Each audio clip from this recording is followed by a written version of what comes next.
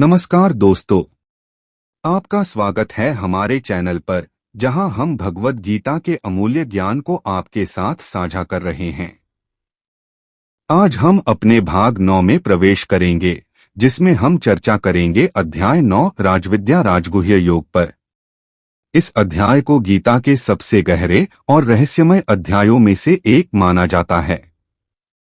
इसमें भगवान श्री कृष्ण अर्जुन को परम भक्ति और दिव्य ज्ञान का रहस्य समझाते हैं, जिसे जानकर व्यक्ति सीधे ईश्वर को प्राप्त कर सकता है। अध्याय 9 राजविद्या राजगुह्य योग। इस अध्याय में भगवान श्री कृष्ण ज्ञान के सर्वोच्च रूप को उजागर करते हैं। इसे राजविद्या अर्थात सर्वोच्च ज्ञान और राजगुह्य यानी सर्वोच्च रहस्य कहा गया है। श्री कृष्ण बताते हैं कि यह ज्ञान उन लोगों को दिया जाता है जो सच्ची भक्ति और समर्पण के साथ ईश्वर को प्राप्त करने की इच्छा रखते हैं। राजविद्या का मतलब है कि यह ज्ञान सभी ज्ञानों का राजा है, जो ईश्वर की भक्ति और उनके प्रति अटूट विश्वास से प्राप्त होता है। यह अध्याय व्यक्ति को ईश्वर के साथ सच्चे संबंध का अनुभव कराता है और उसे सांसारिक बंधनों से मुक्त करता है।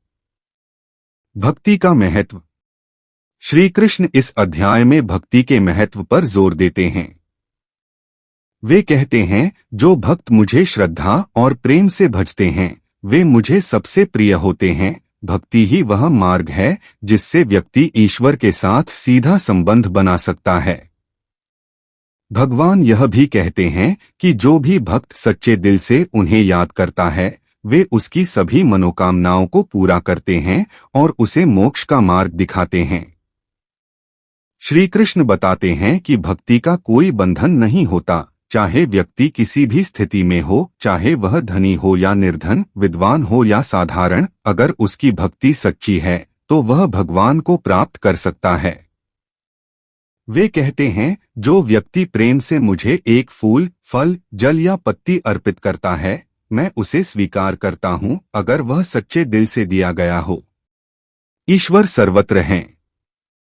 भगवान श्री कृष्ण यह भी बताते हैं कि ईश्वर सर्वत्र व्याप्त हैं।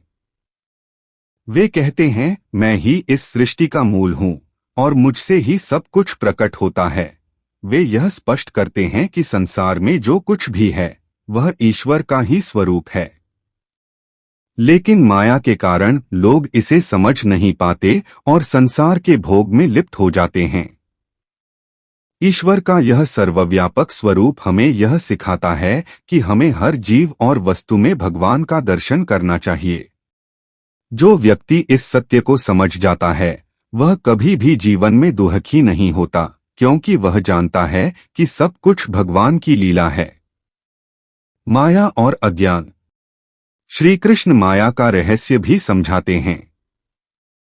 वे कहते हैं कि माया के प्रभाव से व्यक्ति भगवान को नहीं पहचान पाता और अज्ञान में भटकता रहता है। यह माया व्यक्ति को सांसारिक इच्छाओं में उलझाकर उसे ईश्वर से दूर कर देती है। लेकिन जो व्यक्ति भक्ति और ज्ञान के मार्ग पर चलता है, वह माया के जाल से मुक्त हो जाता है। संपूर्ण समर्पण का मार्ग। श्री कृष्ण अर्जुन को बताते हैं कि जो व्यक्ति पूरी श्रद्धा और समर्पण के साथ भगवान का नाम जपता है, उसे ईश्वर की कृपा से जीवन के सभी बंधनों से मुक्ति मिल जाती है। वे कहते हैं, जो मेरी शरण में आता है, मैं उसे सभी पापों से मुक्त कर देता हूँ और उसे मोक्ष प्रदान करता हूँ।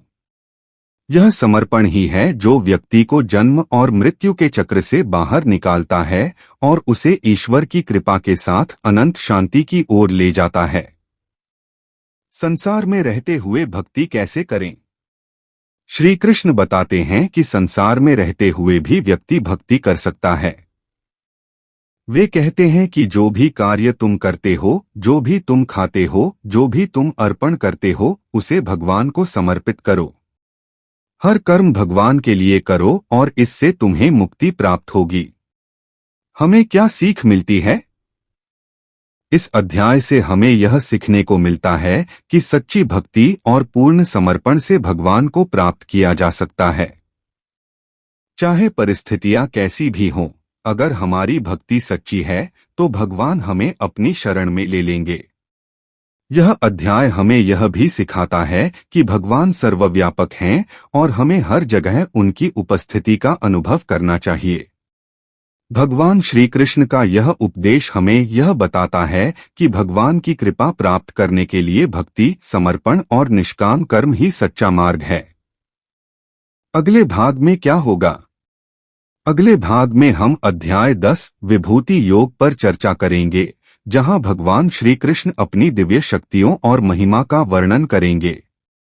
अगर आपको यह वीडियो पसंद आया हो तो हमारे चैनल को सब्सक्राइब करें और कमेंट में बताएं कि आपको इस अध्याय से क्या सीखने को मिला। धन्यवाद।